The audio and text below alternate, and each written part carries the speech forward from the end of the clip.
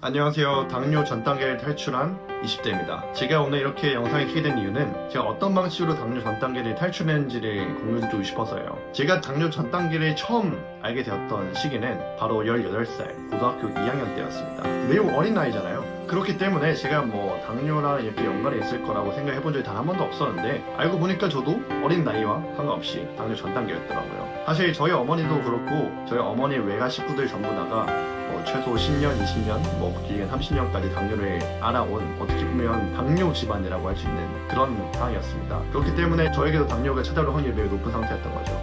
그때 전 계기로 큰 충격을 받았어요. 왜냐면 보통은 18살 고등학생이란 나이에는 팔팔하고 건강할 거라 생각하는데 건강해 보이던 외면과 다르게 제 속은 그렇지 않았던 거죠. 그때부터 저는 음식에 관심을 가졌습니다. 계기가 하나 있는데요. 저희 어머니도 이제 다양한 방법들을 다 해보셨어요. 한약도 먹어보고 약도 먹어보고 흔히 당뇨인이 할 수 있는 대부분의 노력들을 다 하셨는데 효과를 못 보다가 우연한 계기로 채식 캠프를 2주 동안 다녀오게 됩니다. 그리고 놀랍게도 2주 만에 당뇨 약 없이 혈당을 스스로 조절할 수 있는 능력을 가지게 된 건데요. 그걸 보면서 딱 두 가지 생각이 들었어요. 나도 가야겠다. 그리고 음식에 답이 있다. 실제로 저는 2주 동안 채식 캠프를 다녀왔었고 그 속에서 많은 건강한 변화를 만나게 되었습니다. 그리고 그때 저는 힌트가 왔죠. 바로 음식에 답이 있다. 실제로 제가 그 이후로 당뇨에 대해서 되게 많이 공부를 해봤어요. 다양한 책도 읽고 다양한 다큐, 영화도 보면서 이 음식에 대해서 당뇨에 대해서 공부를 많이 해봤는데 그 과정에서 제가 알게 된 사실은 바로 당뇨 이코르 지방인 겁니다. 그러니까 쉽게 말해서 당뇨는 제가 생각하기에는 병이라기보다는 현상에 가까워요. 몸이 제 컨디션이 아니기 때문에 몸이 당연히 스스로 할 수 있는 혈당 조절을 할 수 없는 상태에 온 거죠. 그리고 그런 상태에 오게 된 이유는 몸에 지방이 많기 때문인 겁니다. 우리가 몸에 지방이 많은 이유는 이것도 두 가지 이유인데요. 첫 번째는 활동량이 너무 적어요. 현대에 들어서면서 대부분의 사람들이 앉아서 시간을 보냅니다. 밥 먹을 때 앉아서 보내고 일도 앉아서 하고 그리고 요즘에 교통이 너무 잘 돼 있잖아요. 이동도 앉아서 하고 그러니까 우리가 실질적으로 원시 시대에 비해서 몸을 쓰고 뭔가 활동을 할 만한 건덕지가 없어요. 또 주말에 넷플릭스 본다 누워있으면 완전 최저 수준의 활동량을 기록하게 되는 거죠. 몸의 근육이라는 거는 내가 쓰는 만큼에 맞춰 적응이 되는데 내가 이렇게 활동을 안 하게 되면 근육, 체력, 여러 가지 몸의 능력치들이 감소하게 되고 그건 바로 내가 기본적으로 쓰는 에너지가 수준이 낮아져서 몸에 근육이 많은 사람이 100을 먹었을 때는 아무런 지방이 안 끼는데 내가 그 100을 먹으면 훨씬 더 많은 양의 지방은 몸에 축적이 된다는 거죠. 그 첫 번째 이유는 적은 활동량인 거고요. 사실 저는 두 번째가 더 크다고 생각해요. 두 번째 이유는 뭐냐면 바로 잘못된 식사입니다. 우리가 먹는 것들을 보면 사실 저희 집엔 그나마 건강에 먹는 편이라서 저는 잘 몰랐는데 좀 더 사회생활을 다양하게 해보면서 알게 된 거는 사람들이 라면을 너무 많이 먹고 빵을 너무 많이 먹고 달달한 걸 너무 많이 먹어요. 깜짝 놀랐어요. 심지어 어떤 사람들 특히 좀 20대 30대 여성분들 경우에는 점심시간에 밥을 안 먹고 카페에 가가지고 간단한 샌드위치, 빵 먹으면서 달달한 음료랑 같이 그렇게 식사를 때우시는 분들이 굉장히 많더라고요. 그게 나쁘다는 건 아니에요. 세상에 나쁜 건 없으니까요.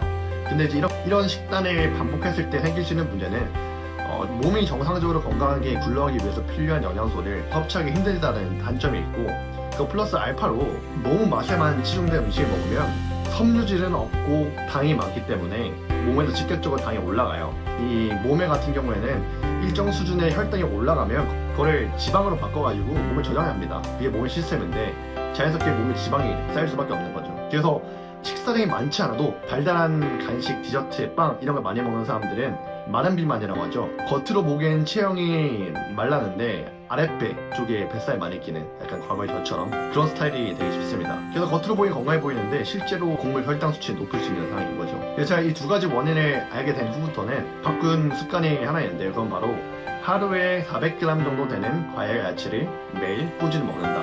이 WHO에서도 말했습니다. 하루에 400g 정도의 과일과 야채를 절반씩 먹는 게 장내 미생물 건강에도 좋고 몸에 필요한 비타민, 미네랄들을 섭취할 수 있으며 이게 사실 다른 음식에 영향을 주거든요. 내가 식사를 먹을 때 과일과 야채를 섞어서 먹으면 다른 것들을 먹기가 힘들어요. 이게 배가 충분히 찼기 때문에. 그리고 달달한 걸 먹더라도 몸에 식이섬유가 있기 때문에 혈당이 천천히 오르는 효과도 있고요. 그래서 이 습관만 해도 참 좋더라고요. 그래서 우리에게는 맛의 기준 좀 바꾸는 게 필요하지 않을까 싶어요.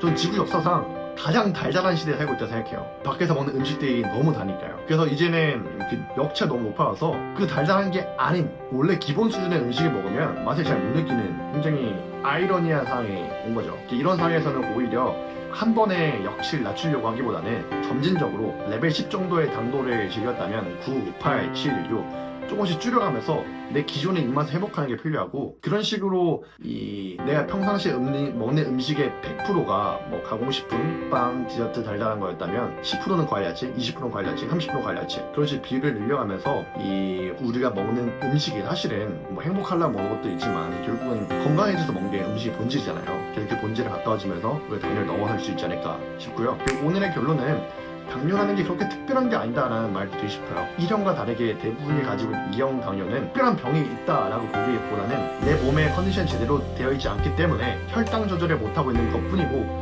우리는 혈당 조절을 못하고 있는 지방 관리, 즉 몸의 컨디션을 좋게 만들어주는 데만 집중하면 자연스럽게 당뇨라는 문제는 해결될 수 있다. 나는 그 이야기를 전달드리고 싶어서 이렇게 영상을 켰고요. 오늘 이렇게 영상 봐주셔서 감사드리고, 피드백 해주실 거나 나누고 싶은 이야기 있으면 언제든지 댓글로 나눠주시면 좋겠습니다. 이상입니다.